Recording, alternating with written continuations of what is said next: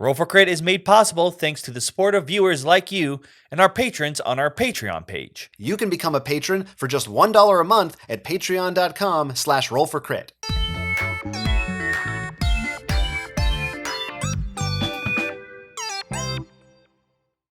Welcome to Roll for Crit. You're watching part of our continuing special video footage for Gen Con Online this year.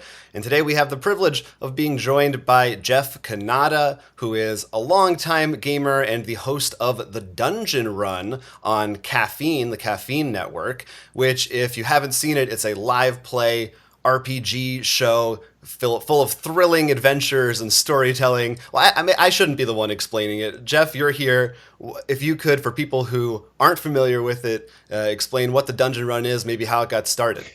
Yeah, no, it's awesome to be here. Thanks for having me. I'm very proud of the Dungeon Run. It is our live play Dungeons and Dragons show.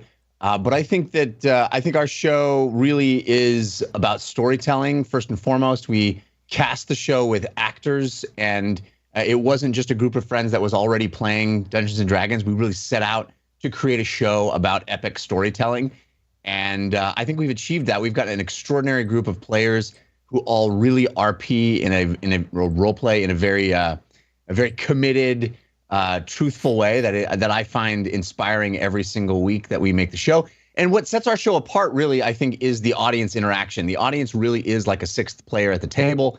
There are a number of ways that the audience can influence the show. We sell digital items, but it's not about just getting money from the audience. There's all manner of ways that the audience can influence the show without spending a dime. And some of the biggest storylines that we've done, some of the biggest moments that we've had, are all directly because of what the audience has submitted, contributed in real time as they're watching the show. It's really cool, and we have this, I think, the best community on the internet, bar none. There's a community-run recap show every week that's completely, we have nothing to do with it. It's completely the fans making it. Incredible fan art, incredible Discord community. So it really is this inclusive audience interactive experience, creating what I think is one of the best stories online right now. Yeah, I mean, you briefly touched on a lot of elements that I want to ask questions about. Great. I think we will get to. But Will, why don't you take it? Well, I mean, let's start from the beginning. You know, Dungeon Run isn't your first foray, into the tabletop arena. You know, you've been a large history between RPGs and board games. Where did you start with that? How did you get to where you are now? Well, I was a nerd growing up when nerd really meant nerd. And I always wanted to play Dungeons and Dragons, but I literally didn't have enough friends to play Dungeons and Dragons. I fantasized about it, but I was just so nerdy and unpopular that I couldn't rustle up enough people that were willing to do it. So I didn't actually start playing Dungeons and Dragons until I was a full-blown adult, but I was already really what started my online in front of the camera career was a game of Dungeons and Dragons. I met Alex Albrecht and Dan Trachtenberg at a game of Dungeons and Dragons for adults that was intended for people who had never played before as adults and wanted to learn. And we met there and started doing a show called The Totally Rad Show, which really was the spark of my online career. And that show got really popular, and we went for 7 years, and it was all about all manner of geek things, movies and video games and comic books and tabletop games. And we got really into the tabletop scene. This was 2007 we started, and the current tabletop renaissance that we're experiencing was just getting started at that point. And I remember we went to a convention in 2007, having been fans of D&D, and walked by a table that was selling a bunch of designer board games. And the game that jumped out to us was Munchkin, because it was like, oh, it's kind of D&D adjacent, right? And that really was the gateway drug, right? I mean, I when I played Catan for the first time, Settlers of Catan for the first time, my mind went, which is sort of how I think experience for a lot of people, and really was the game that started the ball rolling with Euro games and designer board games. But the first game that we really sort of went, oh, the tabletop scene is vibrant and fun, was Munchkin. And I know Munchkin is maybe unpopular with a lot of the intelligentsia in the tabletop community, but it was, it really was a great gateway game, and I think it's an awesome game to introduce to people because it's really accessible and the art's great. And anyway, but it started snowballing from there, and now I sit in a room right now with hundreds of tabletop games in various shelves all around me. So yeah, I got you're the in good bug. company. Mm-hmm. I got the bug pretty hard, and we started covering tabletop games on the Totally Rad show at the time, and so I went down the rabbit hole hard. Yeah, and then eventually you came back around, like you said, to Dungeons and Dragons. When did you start really like getting deeper into that, and how about your transition from being a player all the way to a GM and now a professional GM? Wow, yeah. Is that, how much experience did you have before the dungeon run doing that? Well, we basically played pretty consistently from that moment, from 2007 when I started. I knew right away that this was something that I loved, and I'm just so into fantasy storytelling and epic storytelling and that setting. I loved playing. But very quickly, I think people can relate to the experience where, your friends all want to play and then they're all looking around, who's going to be the DM, right? And we played this first game, as I said, in 2007 with a great DM, but he was a busy guy, and he was doing all kinds of other games right then. And at a certain point, my friend group was wanted to keep playing and didn't have access to a DM, and looked around, and I went, I guess I'll give it a shot. And once you're willing to do it, now you're the guy, right? You're the guy that's going to do it. And I immediately realized that was something that I loved doing, because the building of the world, the creating of the moments, was something that I love. I mean, I describe being a dungeon master as something akin to like throwing 400 surprise parties. And I love the experience of throwing a surprise party, right? It's like, oh, I can't wait to see their look on their faces when they find out. That's the fun for me of DMing, is like, well, okay, I'm hiding behind the couch right now, and are they going to come out from the front door? Or are they going to come around the back when they get home? I'm not really sure, but I think it's really going to be exciting. That to me is such a joy. And I love homebrewing, right? I fell in love with inventing worlds and coming up with storylines and tweaking things. And so that experience, we started just playing casually at home, and I got more and more into it and started doing voices and characters. And at a certain point, Alex Albrecht, who I was doing the Totally Rad show with, is a creator and producer. He was one of the players that I was DMing for, a really close friend. And when Caffeine hired him to be the original programming director, he had always wanted to do a Dungeons and Dragons show. In fact, we when we were doing the Totally Rad show, we prototyped an animated Dungeons and Dragons show that literally was like animating our DM or our D&D games. And we tried to shop it around and like get it picked up. And at that time, people were like, what? No, that no one would want to watch that. Why would people want to watch Dungeons and Dragons? You were ahead of the curve. We were just a few years ahead of the curve, which is so depressing to think of. But it was something that had been percolating for a long time. We wanted to do that for years. And then when he was in this position to actually decide what the programming was for a major network, a major company, he was like, I want to do this. Jeff, I want you to be the DM. And I was like, awesome. And I think if I had known then that, we'd be going 55 episodes plus, which is where we are now, I think I would have been too intimidated by that. I can't. But at that time, he said, we're going to do 10 episodes.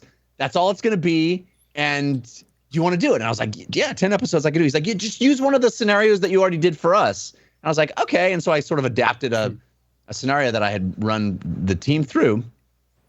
And then, 3 episodes in, the company was like, we want you to keep going. And by that point, I fell in love with the players that we had assembled and the team. And I was like, thank you. I'm so glad we get to expand the story and make it bigger and better. And now we're, over a year and I never want it to end because it's the dream job of all dream jobs. That's how they get you. That's how they trap you. I can relate as the GM. I was going to say to both of you, thank you so much for always being the one who takes that.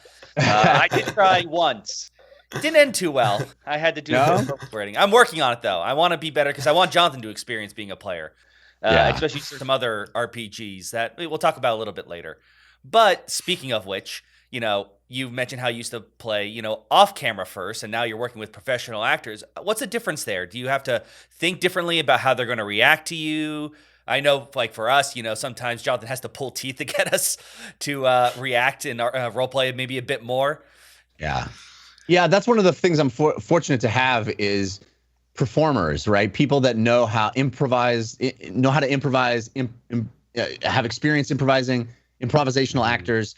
And they love it. I think the RP on our show is, I think better than anything I've ever seen. There's a lot of great D&D shows out there, and I don't want to take that Critical Role. Well, no, I don't mean to do that. I love Critical Role. I think they're clearly the gold standard, right? And I'm not trying to say that, but I think we're as good as anybody, and I think our team has a feel for pacing that I don't usually see in D&D shows, and understands when a scene is over and how to get in and get out, and how to add comic relief when it's needed, but be really serious when it's needed. I mean, I've cried so many times at our table because of some beautiful moment that has emerged.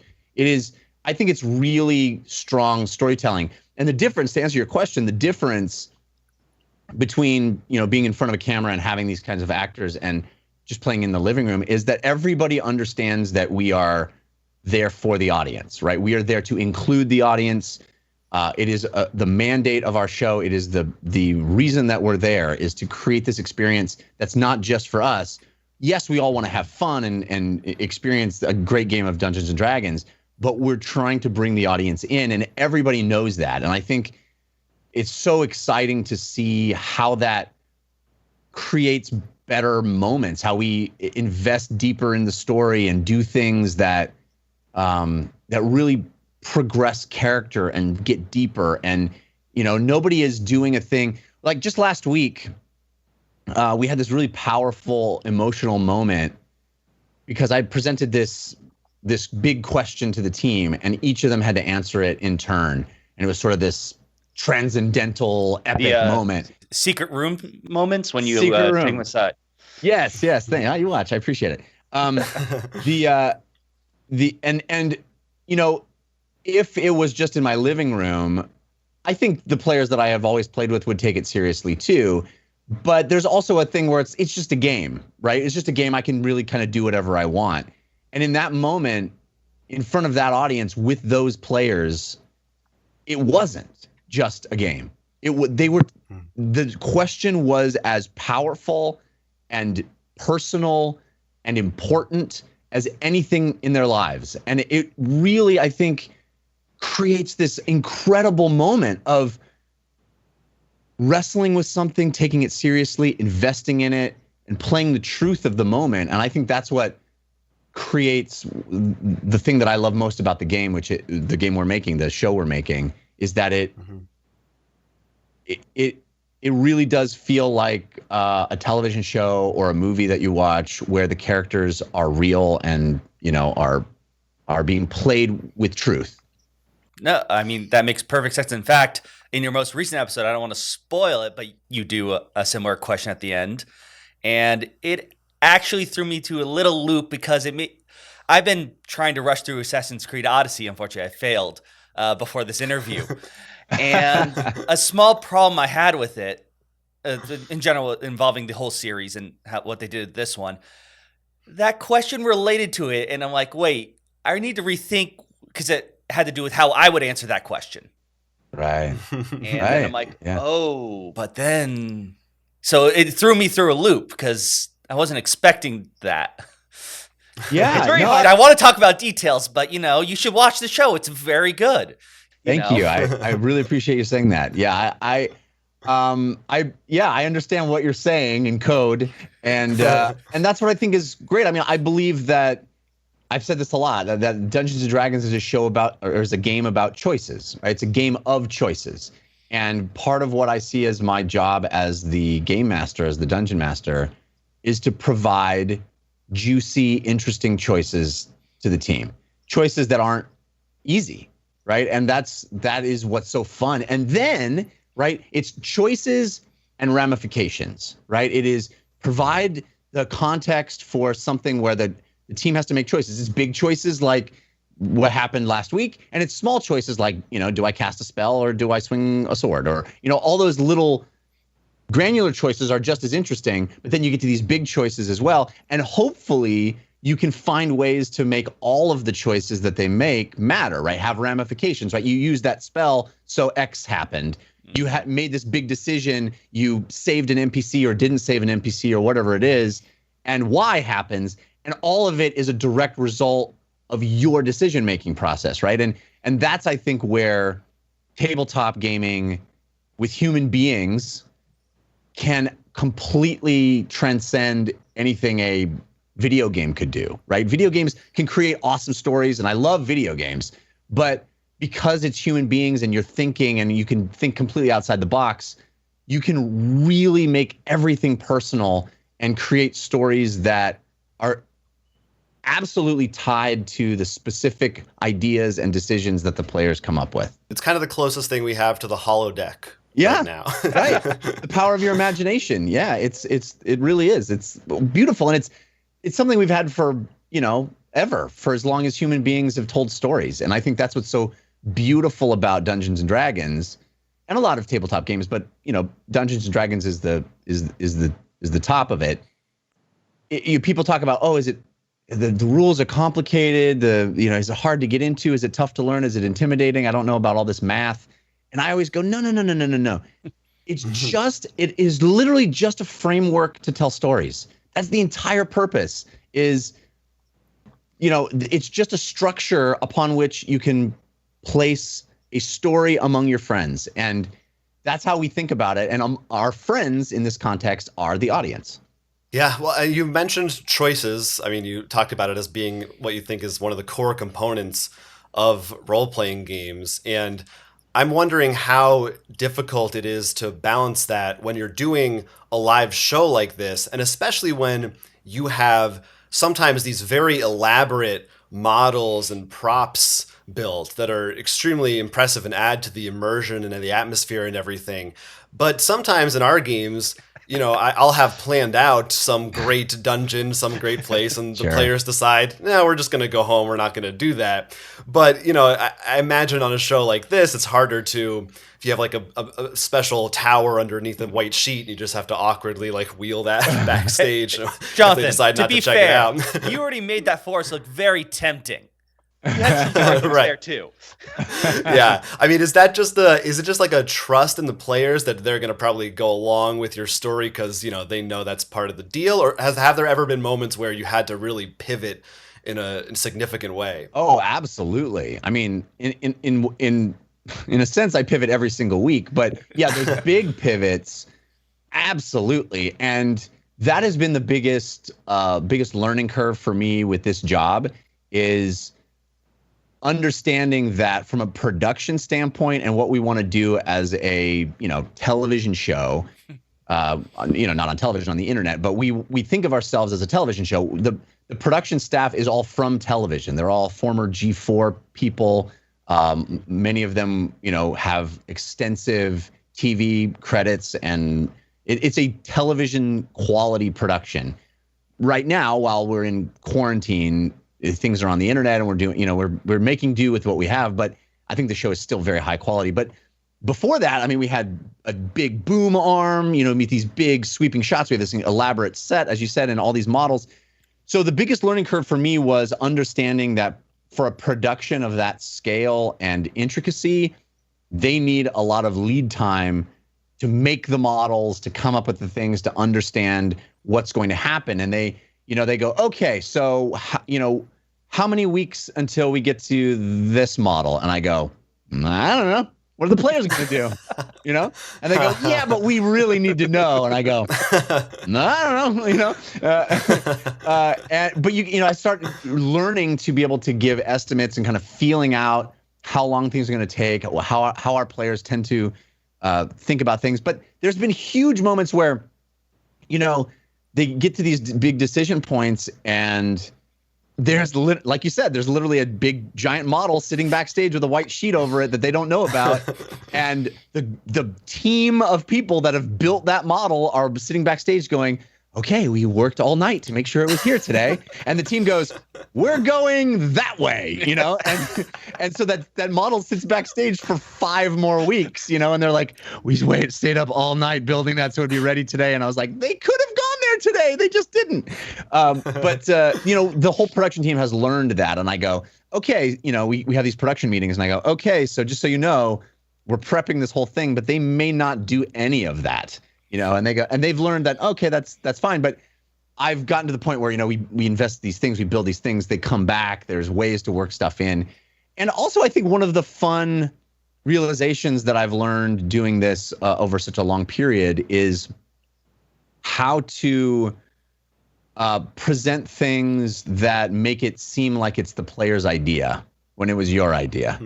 You know what I mean? I think that's a fun art. And it's part of that, part of the 500 surprise parties, right? Is make it seem like it was your idea to leave the house while we set up the party, instead Incept them. Exactly. And that's kind of the fun too, is realizing that there are breadcrumbs that you can place in places so they will want to go this way, or they find it interesting to go that way. That's not to say to take any agency away from the players. I still love the fact that they are in control. They're in the driver's seat. But you realize that there are ways to place information, and how you say something and how you present something really can spark interest so that they, follow the breadcrumbs more closely to how you hope they will. You're putting a really tasty treat in the trap for them. Exactly. Yeah, exactly. Yeah. That's something that I try to do as well. That's the ideal, and then hopefully they do exactly what you want and it goes better. But it's a little easier on our end when I spend like 10 minutes sketching out a little a little map in Photoshop or something. Yeah, it's not as elaborate. Well, they almost never do exactly what you want. I mean, it's a cliche at this point, but players always surprise you. And another thing about being a DM is the players have great ideas. And that's what's so wonderful about this medium is it's collaborative. And I go, oh my gosh, their idea for how to get out of this or how to approach this problem is so much more interesting than anything I was thinking of. And that's it's awesome when that happens, right? Or you'll be in this elaborately constructed town that you made, and the player goes, "Is there a temple in town?" And I go, yes. I haven't thought of one yet, but I guess we're going there, that part of that is the fun of just like leaping into the unknown with players and trusting each other and realizing that we're all going to figure it out together. I mean, that's the magic too. That's so wonderful. Yeah, I've definitely made a couple puzzles where I didn't know what the solution was. You have to make sure that there is a solution, right? You have to make sure that you know that it is possible. But then when I first started being a DM, I would make sure, like, I was like, okay, here's the thing, and here's how they get out of it, and here's the next thing, and here's how they get out of it, and here's how they deal with this. And then you start to realize, oh wait, I don't have to waste that brain time figuring it out, because they're almost never going to do it the way I thought they were. So why do I even, as long as I know that there is a way out, and I know that it's not an unsolvable puzzle, I can just present it and watch their minds work. And then sometimes, sometimes, not to, show the wizard behind the curtain too much, but I think a lot of people who play Dungeons and Dragons already know this, but you go, you hear them say something and you go, that should be the way it's solved, right? Yeah. I'm going to allow that to be the way it's solved because that is super awesome. And they came up with that. So yeah, we'll make that work, And that's to me is sometimes so fun when you go, boy, I didn't anticipate that at all, but boy, that sounds so smart. And it makes me seem smart because it makes it seem like that was the solution I planned all along. It's great. Yeah, I think that is similar moment. We had what are the fish people called again, Jonathan? I'm completely blanking. The Kuotoa. Kuotoa, who can, we didn't know at the time, but apparently they can magically create gods if they believe enough. But we got them drunk and got them to party with us, which therefore turned them from not believing to their god, which shrunk their god. That's awesome. Yeah, they were too drunk to believe. That's awesome. Yeah, I like what you were saying about when the players have the best ideas. And I think recently we've been playing through the Alien role-playing game. I don't know if you have any familiarity with that. It just came out maybe a year or two ago. Based on the film? New. Based on the films, yeah. All of them. So you got your Neomorphs. It takes place after 3, Explorers. I think. Yeah. Cool. And we had some great moments where the best times of that game were feeling like the players they're just talking and they're figuring stuff out, and I'm just gonna hang out. I don't need to get involved. Oh yeah, that's my favorite episodes of the Dungeon Run are when I'm like quiet for half an hour. It's great. You just have them talk something through, and you listen, and you go, oh, wow, I see where their brains are going. I see what their what information is important to them. One of the tricks that I used to do in my home game, I don't do on the show because it won't really work. But one of the tricks I used to do in my home game is when we would start a new session that was continuing, I would ask one of the players to summarize what's happened so far. Because when you hear your players tell you what's happened so far, you realize what they've heard, right? Because you know the things that are important to you, to your story, but sometimes those things don't land with the same importance on the team. So when you hear the player go, okay, well, we met this old guy and he said some stuff, but then this bear came by and that bear was super interesting. You're like, no, the old guy is what's interesting. but you realize, oh, okay, here's how it's landing on them. And it's always so revealing to hear how they talk about the characters and the story. It's great. Actually, speaking of summarizations, I mean, you go through a lot of work to make sure that, hypothetically, let's say this is the first time you're hearing of Dungeon Run. So if I go to visit your shows, 55 episodes, that's a lot. But you click on it, you're like, here's everything that's happened. You want to make sure that the people can join in at any time. How hard is that to try to keep up and make sure that, because these aren't 10-minute episodes. Yes, that's true. They're 4-hour episodes. Yeah, I mean, that's one of the biggest impediments, I think, to new viewers is feeling like they're missing something by jumping in. And a lot of people love starting at episode 1, but it is a big time commitment. So I do put in the work to make sure that if you're jumping in at any episode, you'll get the essential information you need to understand where we are and what we're doing. And I write a new recap every week. And yeah, it's a lot of work. It's a big time commitment, but I kind of love it too. It solidifies in my mind what's going on. And it's fun, coming up with 55 different ways to say some of the same information or realizing what information is essential now. And it's kind of like, watching a TV show and seeing, previously on. Right. That's kind of how I do it. And it's I enjoy it a lot. And I think the players have said it helps drop them into the experience when we start up, because oftentimes we'll end the show with a big cliffhanger, and then you want to ramp up back into that moment, and hearing all of the momentum of all the events that brought them here can help get back to that emotional stakes. So I love it, but yeah, it's a ton of work.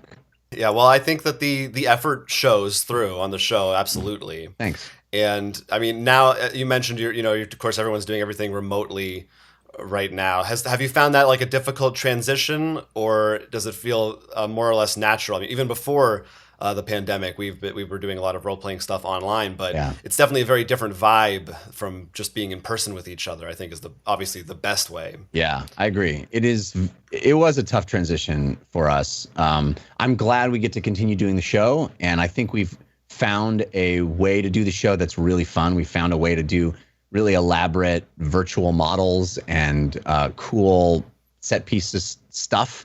But yeah, there's nothing like being in the same room and, feeling the energy of the people around you and catching little glances. And, you do lose something.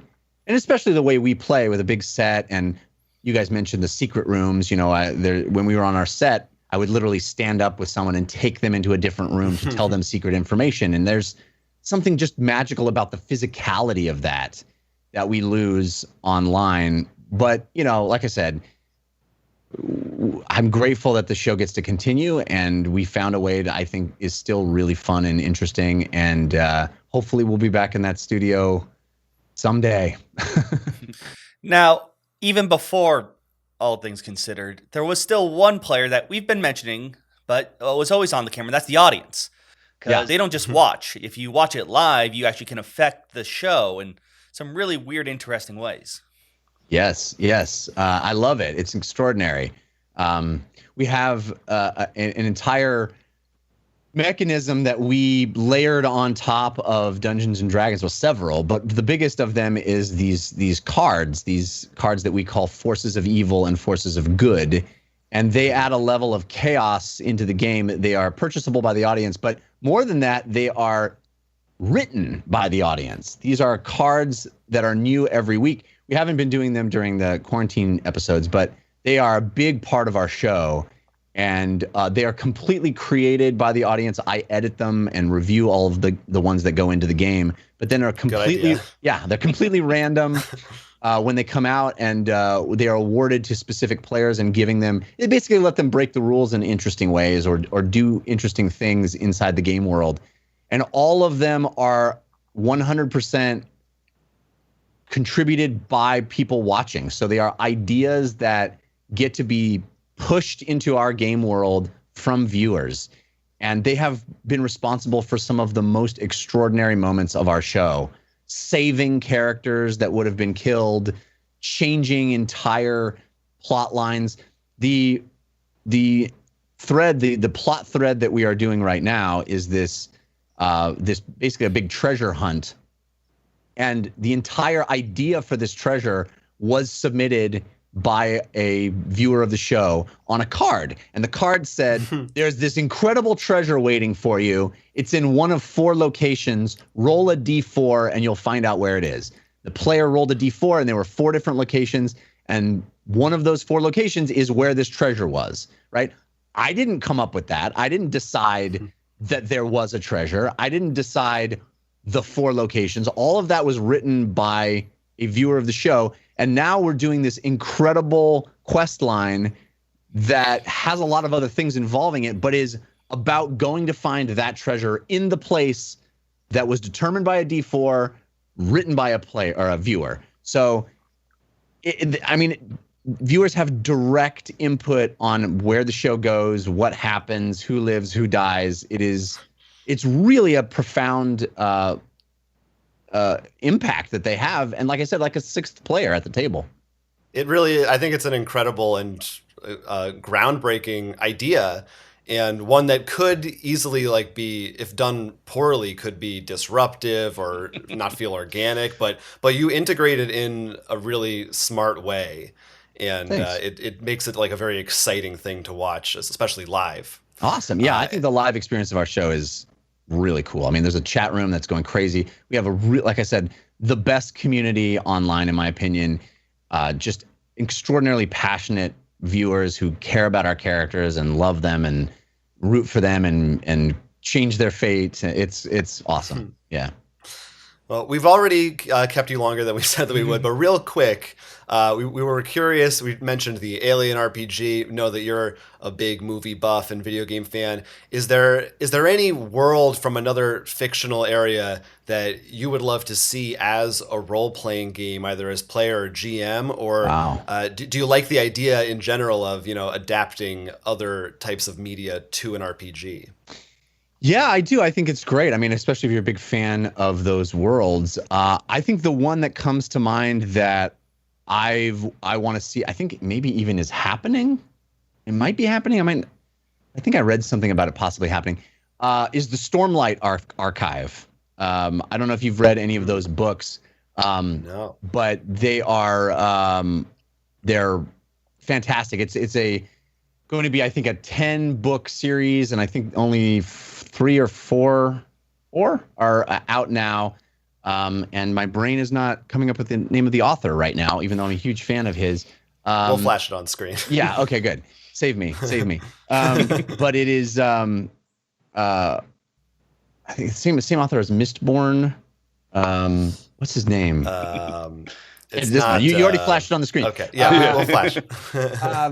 Anyway, though that universe of high fantasy is so cool and so different, it really isn't orcs and elves, which I love. I love orcs and elves, but I feel like has been done right. Even George R. R. Martin's version of dwarves and dragons and stuff is different and cool, but it's still kind of a riff on Tolkien. And what is happening in the Stormlight Archive is just so different. It's completely new and interesting. It's almost more like fantasy Jedi than anything else. It's superpowers and cool armies and so I would love a tabletop role-playing game. I would love a video game set in that world, and I'm hoping it happens. I think it will. It's so good. We'll have to take a look in that, though. I was sort of guessing you're going to say The Shield, but Ooh, that'd be dark, though, man. That'd be dark.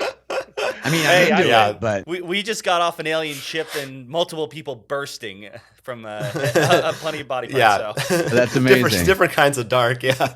Okay, Brandon Sanderson. I had to say it. I was gonna say I thought that might be it, but I didn't. I wasn't sure. Brandon Sanderson. It's now we can all rest easy. Yeah, the way of Kings, Words of Radiance, and the Rhythm of War is supposed to be coming out this year, which is the 4th book. The first one is the what's the first one? Anyway, they're great books. I highly recommend them. So if you love high fantasy and you haven't read those yet, I eat them up. I love them. I can't wait for the 4th book's coming out this year.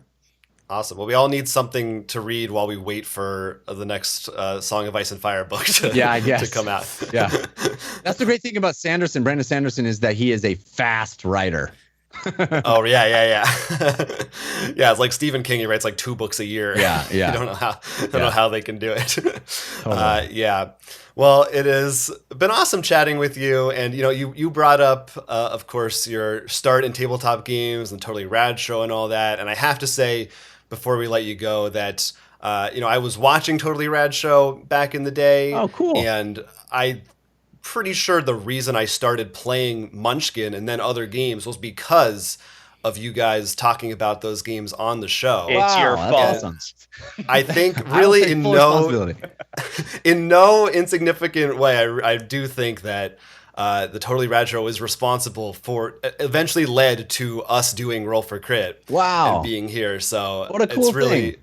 Yeah, it's awesome to get the chance to talk to you, and everything comes full circle. Well, it's my pleasure. Thanks for inviting me on, and I'm so flattered, and I'm so glad. I think that's what it's all about, is sharing the love and spreading the love and getting people into this cool hobby and all these fun things. And so I'm so glad that we could have played a part in that for you. That's really wonderful. Yeah, hopefully at some point in the future, we'll have conventions again. We can hang out at an actual convention. Speaking of which, I have a bony to pick with you about that. A few years ago, you decided between PAX Unplugged and Board Game Geek Con, and you decided Board Game Geek Con. We are going to PAX Unplugged. We could have seen you. Sorry. I love Board Game Geek Con, though, man. What a wonderful great, convention. Yeah. We've gone, but yeah. Have you ever made it to a Gen Con? No, that's one of my goals. I mean, if human beings are ever able to be in the same room with each other again, I've always wanted to go to Gen Con. I've always wanted to go to Essen. So I've never been to either. And it's hard. I have 2 young kids, so and a pandemic. But beyond the pandemic, I have 2 young kids. On that front. At some point, hopefully, they'll want to go, and I'll be able to take them when they get a little older. But that'd be great.